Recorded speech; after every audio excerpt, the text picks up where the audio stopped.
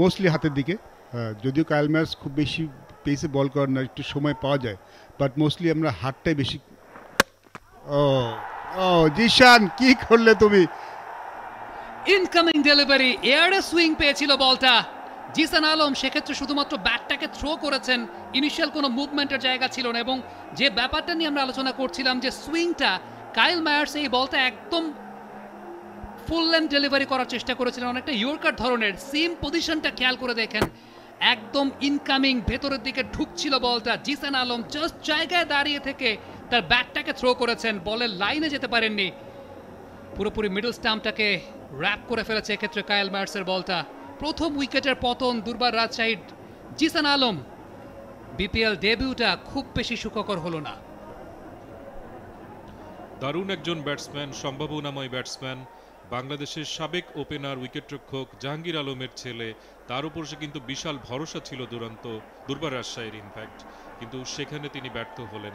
এবং regulation incoming bowler কিন্তু পাখির চোখে মিরপুর শেরেবাংলা স্টেডিয়াম দর্শন, এবং এই জায়গাটায় বলটা পাখির চোখে দেখতে হচ্ছিল কিনা। কাইল মায়ার্স রিটার্ন ক্যাচ, দ্বিতীয় উইকেটের পতন দুর্বার রাজশাহীর। দুক্ষেত্রেই কাইল মায়ার্স তিনি কিন্তু বোলারের ভূমিকায় আউট।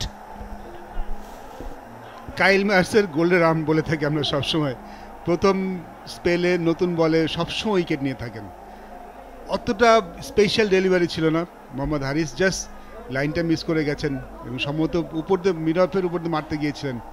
স্লো ডেলিভারি ছিল, পেসে বিট হয়ে গেছেন বলটাতে। একটা ফুল টস ছিল, কিন্তু ফুল টস ছিল, তিনি ঠিকমতো পিক করতে পারেননি এবং সেই সিদ্ধান্তও নিতে পারেননি। ব্যাটের ঠিক ওপরের নিচের দিকের ওপরের কানায় লেগেছে, তারপর বলটা কিন্তু একবারে বেলুন হয়ে গেছে। একবার এটা একটা মানে সফট রিটার্ন ক্যাচ কিন্তু নিয়েছেন ওখানে মায়ার্স। পাকিস্তানের হয়ে 15টি আন্তর্জাতিক ম্যাচ খেলা মোহাম্মদ হারিস। বাংলাদেশ প্রিমিয়ার লিগ 2025, 7টি দলের জমজমাট লড়াইয়ে মাতবে পুরো দেশ। দেখতে চোখ রাখুন টি স্পোর্টস নেটওয়ার্কে।